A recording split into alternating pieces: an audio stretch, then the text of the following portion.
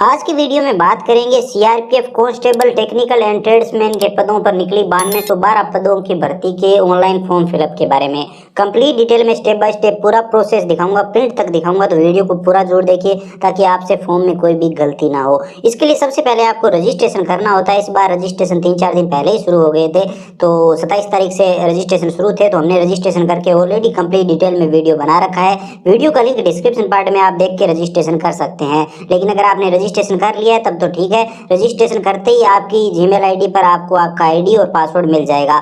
तो अब फॉर्म भरने के लिए सबसे पहले आपको इस वेबसाइट पे आना है। वेबसाइट का लिंक डिस्क्रिप्शन पार्ट में मिल जाएगा। अब रजिस्ट्रेशन करने के बाद ऑलरेडी रजिस्टर टू लॉगिन का ऑप्शन है, इस पे क्लिक हियर पे क्लिक करेंगे। अब यहाँ पर आपको जो आईडी और यूजर आईडी और पासवर्ड ईमेल आईडी पर मिला है वो यहाँ पर आप दर्ज करेंगे। यूजर आईडी दर्ज करेंगे, पासवर्ड दर्ज करेंगे, ये कैप्चा कोड यहाँ पर जो दिया है वो यहाँ पर दर्ज करेंगे और लॉगिन पे क्लिक करेंगे। लेकिन यहाँ पर आईडी और पासवर्ड अगर आप भूल गए हैं तो फॉरगेट का भी ऑप्शन दिया हुआ है और आप चाहें तो पासवर्ड भी चेंज यहाँ से कर सकते हैं। तो चलिए हम यहाँ पर लॉगिन कर लेते हैं। आईडी पासवर्ड दर्ज करके लॉगिन पे क्लिक करेंगे। यहाँ पर क्लोज पे क्लिक करेंगे। आप देखेंगे कि आपका रजिस्ट्रेशन यहाँ पर सक्सेसफुली हो रखा है और यहाँ पर आपको बताया जा रहा है कि आप कौन सी पोस्ट के लिए अप्लाई कर रहे हैं, ये आपको रजिस्ट्रेशन में बताना होता है। तो यहाँ पर गो टू एप्लीकेशन का आपको ऑप्शन दिखाई देगा, इस ऑप्शन पे क्लिक करना है फॉर्म भरने के लिए। इस ऑप्शन पे क्लिक करते ही सबसे पहले यहाँ पर आपका फॉर्म शुरू हो जाएगा। तो यहाँ पर आपको सबसे पहले जेंडर सेलेक्ट कर लेना है। उसके बाद आपकी जो भी डेट ऑफ बर्थ है 10वीं की मार्कशीट में, उस हिसाब से यहाँ पर डेट ऑफ बर्थ आप सिलेक्ट कर लीजिए। सबसे पहले ईयर सेलेक्ट करेंगे, उसके बाद जो भी महीना है वो यहाँ पर आप सिलेक्ट कर लीजिए। उदाहरण के लिए मैं यहाँ पर कोई भी डेट सेलेक्ट कर लेता हूँ, डेट सेलेक्ट कर लीजिए। डेट ऑफ बर्थ आ जाएगी। ध्यान रखें कि आपकी जो डेट है वो 1/8/2023 को काउंट होगी, तो उस हिसाब से आप देख लीजिए आप एलिजिबल है या नहीं। उसके बाद यहाँ पर आप इंडियन सिटीजन है तो यहाँ पर आपको इंडियन सिटीजन का ऑप्शन मिलता है, तो यहाँ पर क्लिक कर दीजिए। उसके बाद आप रिजर्वेशन कैटेगरी में कौन सी में आती है, आपकी जाति क्या है, कास्ट कैटेगरी क्या है, वो यहाँ पर आप सिलेक्ट कर लीजिए। अब जनरल है तो पहला ऑप्शन सेलेक्ट करेंगे, EWS OBC SC ST आप जो भी है वो यहाँ पर आप सिलेक्ट कर लीजिए। लेकिन आपको जाति प्रमाण पत्र भी देना होगा। अब यहाँ पर आप अपने पिता का नाम दर्ज करेंगे 10वीं की मार्कशीट के अकॉर्डिंग, और यहाँ पर आप अपनी माता का नाम दर्ज करेंगे। उसके बाद ये डिटेल आ जाएगी। उसके बाद आपकी टेस्ट सिटी प्रेफरेंस यहाँ पर चुनेंगे, आप स्टेट चुनेंगे जहाँ पर आप एग्जाम देना चाहते हैं। हम राजस्थान सेलेक्ट कर लेते हैं। राजस्थान के कौन से जिले में आप एग्जाम देना चाहते हैं, पहली चॉइस कौन सी है वो सिलेक्ट कर लीजिए। दूसरी चॉइस भी हमारी राजस्थान है और राजस्थान में हम दूसरा जिला सेलेक्ट कर लेते हैं, जैसे हम हनुमानगढ़ सेलेक्ट कर लेंगे। तीसरी चॉइस भी हमारी राजस्थान है और यहाँ पर हम कोई भी जिला सेलेक्ट कर लेते हैं, जैसे कि हम यहाँ पर सीकर सेलेक्ट कर लेते हैं। तो यहाँ पर इस हिसाब से आपकी जो भी एग्जाम के लिए सिटी चॉइस है फर्स्ट सेकंड थर्ड वो यहाँ पर आप सिलेक्ट कर लीजिए जहाँ पर आप एग्जाम देना चाहते हैं, जो कंप्यूटर बेस आपका एग्जाम होने वाला है। तो यहाँ पर अगर आप अलग स्टेट से हैं तो आप अलग स्टेट और आप अपने अकॉर्डिंग यहाँ पर जिले सेलेक्ट कर सकते हैं। उसके बाद यहाँ पर आपसे पूछा जा रहा है क्या आप एक सर्विसमैन है, तो आप यस या नो में अपने हिसाब से बता सकते हैं। क्या आप ऑलरेडी गवर्नमेंट एम्प्लॉय है तो यस या नो में आप अपने हिसाब से बता सकते हैं। क्या आप यहाँ पर गुजरात के दंगों से प्रभावित हुए हैं तो वो आप अपने हिसाब से यहाँ पर यस या नो बता सकते हैं। लेकिन ध्यान दें यस करते हैं तो उससे संबंधित डिटेल भी देनी होगी, तो आप अपने अकॉर्डिंग यस या नो करके सेव एंड नेक्स्ट पे क्लिक करेंगे, डेटा सेव हो जाएगा, ओके करेंगे।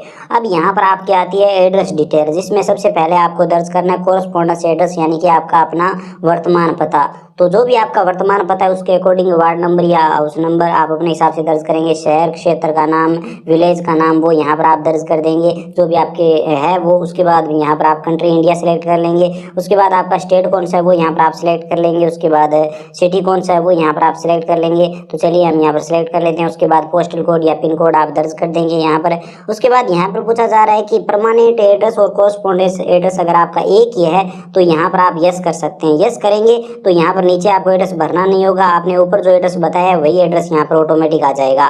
लेकिन अगर आपका जो परमानेंट एड्रेस अर्थात स्थायी पता और वर्तमान पता अलग अलग है तो आप नो करके यहाँ पर आप अपना स्थायी पता अलग से बता सकते हैं। लेकिन अगर दोनों सेम ही है तो यहाँ पर आप यस रखें। तो यस रखेंगे तो ऊपर वाला एड्रेस आ जाएगा, सेव एंड नेक्स्ट पे क्लिक करेंगे। उसके बाद डेटा सेव हो जाएगा, ओके करेंगे। अब यहाँ पर आपकी एजुकेशन डिटेल आती है, जिसमें सबसे पहले 10वीं की डिटेल आएगी। तो 10वीं की मार्कशीट के अकॉर्डिंग ये सभी डिटेल भरनी है। तो आपने कौन से बोर्ड से 10वीं की है तो वो यहाँ पर आप बता दीजिए। जैसे कि हमने BSCR बोर्ड से की है तो हम उदाहरण के लिए यहाँ पर BSCR बोर्ड लिख देते हैं। कौन से साल में आपने 10वीं पास की है वो यहाँ पर बताएंगे। तो जो भी पासिंग ईयर है 10वीं की मार्कशीट में आपको मिल जाएगा, वहाँ से देखकर यहाँ पर पासिंग ईयर सेलेक्ट कर लीजिए। इंस्टीट्यूट का नाम कहाँ से किया है तो आप अपने विद्यालय का नाम जो भी है मार्कशीट में मिल जाएगा, वो दर्ज कर दीजिए। सब्जेक्ट कॉम्बिनेशन पूछा जा रहा है तो 10वीं में नॉर्मली ऑप्शनल सब्जेक्ट नहीं होते, जो सब्जेक्ट होते हैं वही होते हैं। तो आप ऑल जनरल सब्जेक्ट या फिर ऑल सब्जेक्ट यहाँ पर लिख सकते हैं, कोई दिक्कत वाली बात नहीं है। अब यहाँ पर पूछा जा रहा है कि 10वीं में आपको परसेंटेज, सीजीपीए या फिर ग्रेड क्या मिला है, तो वो आप अपने अकॉर्डिंग जो भी मार्कशीट में मिला है अपने अकॉर्डिंग यहाँ पर सेलेक्ट कर सकते हैं। हम परसेंटेज सेलेक्ट कर लेते हैं। परसेंटेज सेलेक्ट किया है तो आपको कितने नंबर मिले हैं 10वीं में, तो वो आप मार्कशीट में देखकर यहाँ पर दर्ज कर दीजिए। तो जो भी नंबर मिले हैं और कितने नंबर का टोटल एग्जाम था, टोटल कितने नंबर थे, मैक्सिमम नंबर यहाँ पर आप दर्ज कर देंगे। तो जैसे हमारे यहाँ पर बीएससीआर बोर्ड में 600 होते हैं, और उदाहरण के लिए जैसे हमें मिले हैं, मान लीजिए मैं यहाँ पर दर्ज कर देता हूँ 317 नंबर, तो यहाँ पर परसेंटेज देखिए ऑटोमेटिक आ जाएंगे। तो इस हिसाब से आपको दर्ज करने हैं। तो इस तरह से आपकी 10वीं की डिटेल आ जाएगी। उसके बाद यहाँ पर 12वीं की डिटेल ऑप्शनल है, आप चाहें तो दर्ज कर सकते हैं, नहीं तो कोई जरूरी नहीं है। अगर दर्ज करना चाहते हैं तो बोर्ड का नाम, passing year, total number, percentage है, ग्रेड है, वो अब अपने हिसाब से सिलेक्ट करके सारी यहाँ पर आप 12वीं की डिटेल भर सकते हैं। बाकी ये ऑप्शनल है, कोई जरूरी नहीं है। उसके बाद सेव एंड कंटिन्यू पे क्लिक करेंगे। उसके बाद यहाँ पर आपको डॉक्यूमेंट अपलोड करने हैं, जिसमें सबसे पहले फोटो अपलोड करना है, सिग्नेचर अपलोड करना है, साइज 50 KB से कम रखना है, 80 KB से ज़्यादा रखना है। सिग्नेचर का जेपीजी फॉर्मेट में आप अपलोड कर सकते हैं।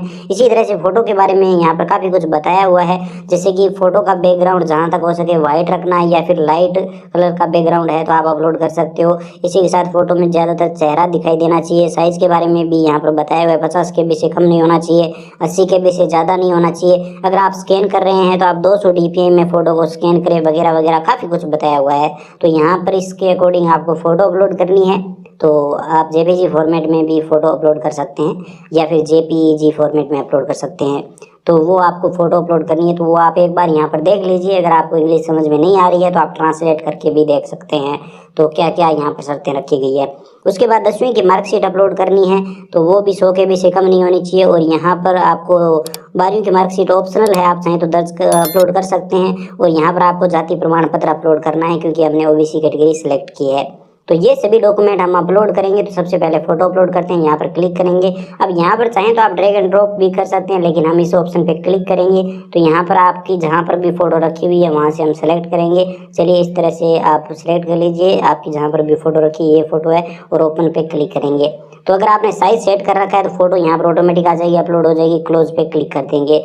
उसके बाद फोटो अपलोड हो चुकी है, लेकिन एक बार आपको व्यू के ऑप्शन पे क्लिक करके फोटो देख जरूर लेना है। अगर आप नहीं देखेंगे तो फॉर्म सबमिट नहीं होगा मेरे दोस्त। तो जो भी डॉक्यूमेंट यहाँ पर आप अपलोड करें उसे एक बार आप देख जरूर लीजिए। चलिए हम बारी बारी से इसी तरह से सेम सभी डॉक्यूमेंट अपलोड कर देते हैं। यहाँ पर डॉक्यूमेंट अपलोड करते टाइम अगर आपको साइज से संबंधित समस्या आती है तो गूगल से आप साइज सेट कर सकते हैं, या फिर बहुत सारे आजकल सॉफ्टवेयर हैं। तो चलिए सभी डॉक्यूमेंट अपलोड कर देते हैं। उसके बाद आपको यहाँ पर बताया जाएगा कि आपको 100 रुपये का पेमेंट करना है, तो ऑनलाइन वाला ऑप्शन यहाँ पर आप सेलेक्ट करेंगे। उसके बाद इन सभी चेकबॉक्स पे क्लिक करेंगे। चलिए हम क्लिक कर देते हैं। उसके बाद यहाँ पर आप आई एग्री पे क्लिक करेंगे, ये कैप्चा कोड यहाँ पर दर्ज करेंगे, प्रीव्यू पे क्लिक करेंगे। फॉर्म का प्रीव्यू चेक कर लेंगे कि सारी डिटेल यहाँ पर सही है या नहीं, आपने जो फॉर्म भरा है वो सही है या नहीं। अगर सारी डिटेल यहाँ पर आपको सही लगती है, आपने सही भरा है फॉर्म, एकदम कोई दिक्कत नहीं है, तो आप फाइनल सबमिट कर सकते हैं। फाइनल सबमिट के लिए यहाँ पर प्रीव्यू को क्लोज करना है, तो इसके लिए यहाँ पर आप एक बार देख लीजिए और यहाँ पर क्लोज का जो ऑप्शन है इस पर क्लिक कर दीजिए, क्लोज हो जाएगा। उसके बाद सबमिट पे क्लिक करेंगे। सबमिट पे जैसे ही क्लिक करेंगे तो यहाँ पर अगर आपने फोटो और सिग्नेचर को देखा नहीं है तो यहाँ पर बताया जा रहा है कि आप सिग्नेचर को एक बार देख लीजिए। अपलोड करने के बाद देखना जरूरी है, मैं आपको बता चुका हूँ। तो ओके करेंगे। चलिए देख लेते हैं सभी को। तो यहाँ पर हमने फोटो को देख लिया, अब हम सिग्नेचर को देख लेते हैं। व्यू पे क्लिक करेंगे और यहाँ पर ये सिग्नेचर आ गया। उसके बाद यहाँ पर इसी तरह से मार्कशीट और यहाँ पर ये जाति प्रमाण पत्र भी देख लेते हैं। ये सभी देखने जरूरी है। व्यू पे क्लिक करके सभी डॉक्यूमेंट हमने देख लिए। अब हम सबमिट कर सकते हैं फॉर्म को। तो अब हम सबमिट पे क्लिक करेंगे। यहाँ पर आप आई एग्री पे क्लिक करेंगे और यहाँ पर आपको पेमेंट पेज पे रिडायरेक्ट कर दिया जाएगा। पेमेंट करने के लिए यहाँ पर आपके पास बहुत सारे ऑप्शन है। आप चाहें तो यहाँ पर एसबीआई के एटीएम कार्ड से, अदर किसी भी बैंक के एटीएम कार्ड से पेमेंट कर सकते हैं।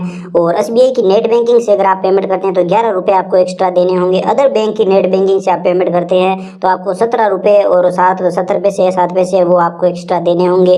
इसी के साथ यहाँ पर अगर आप यूपीआई से पेमेंट करते हैं तो बिल्कुल फ्री है। एटीएम कार्ड से पेमेंट करते हैं तो बिल्कुल फ्री है। एसबीआई का एटीएम कार्ड है तो आप ये ऑप्शन सेलेक्ट कर सकते हैं, सबसे सही है। या फिर किसी भी बैंक का एटीएम कार्ड वाला ये ऑप्शन सेलेक्ट कर सकते हैं। यूपीआई से पेमेंट करने का ऑप्शन भी काफी सरल है। यूपीआई वाले ऑप्शन पे क्लिक करेंगे, यहाँ पर आपको क्यूआर कोड का ऑप्शन मिल जाएगा, इसको सिलेक्ट कर लेंगे, कन्फर्म पे क्लिक करेंगे और यहाँ पर क्यूआर कोड जनरेट हो जाएंगे। इस क्यूआर कोड को आप फोन पे, गूगल पे, पेटीएम किसी से स्कैन करके 100 रुपये का पेमेंट कर देंगे और यहाँ पर पेमेंट सक्सेसफुली हो जाएगा। बहुत ही सरल तरीका, इससे सरल कोई तरीका नहीं है। बाकी अगर आप एटीएम कार्ड से पेमेंट करना चाहते हैं तो आप एटीएम कार्ड वाला ऑप्शन चुनेंगे, कन्फर्म पे क्लिक करेंगे, फिर से कन्फर्म पे क्लिक करेंगे। एटीएम कार्ड की आपको डिटेल दर्ज करनी होगी, तो इसके लिए आप एटीएम कार्ड के number, expiry month, year, CVV number और यहाँ पर ये कैप्चा कोड, ये सब डिटेल यहाँ पर आप दर्ज करेंगे। कार्ड होल्डर का नाम जो भी कार्ड पे दिया है, उसके बाद ये कैप्चा कोड दर्ज करके पे क्लिक करेंगे। आपके बैंक अकाउंट में जो भी मोबाइल नंबर लगे हुए होंगे उन पे OTP आएगा, तो यहाँ पर वो OTP दर्ज करेंगे और मेक पेमेंट पे क्लिक करेंगे। जैसे ही पेमेंट होगा तो यहाँ पर आपको पेमेंट सक्सेसफुली दिखा दिया जाएगा। यहाँ पर आपको कुछ भी करने की जरूरत नहीं है, यहाँ पर पेज ऑटोमेटिक रीडायरेक्ट हो जाएगा, थोड़ा सा इंतजार करना है बस। जैसे ही इंतजार करेंगे तो पेज रीडायरेक्ट हो जाएगा, पेमेंट सक्सेसफुली दिखा दिया गया है। क्लोज करेंगे और यहाँ पर प्रिंट का ऑप्शन मिल जाता है, इस वाले ऑप्शन पे क्लिक करेंगे, फॉर्म का फाइनल प्रिंट आउट ले लेंगे। अगर आपने खुद का फॉर्म भरा है तो आप अपने पास सेव करके रख सकते हैं, कस्टमर का भरा है तो आप ये फॉर्म कस्टमर को दे सकते हैं। तो ये कंप्लीट प्रोसेस है ऑनलाइन फॉर्म फिलअप करने का। उम्मीद करता हूँ वीडियो पसंद आया होगा। अगर वीडियो पसंद आया तो हमारी मेहनत के लिए लाइक जरूर करिए, अपने दोस्तों के साथ शेयर करिए। चैनल पर नए हो तो सब्सक्राइब कर सकते हो, बेल आइकन भी प्रेस कर लीजिए ताकि हर वीडियो आपको सबसे पहले मिले। इसी के साथ अगर आपके मन में कोई भी सवाल या सुझाव है, फॉर्म भरने में आपको कोई भी दिक्कत आ रही है तो बेझिझक आप कमेंट सेक्शन में बता सकते हैं। चलिए।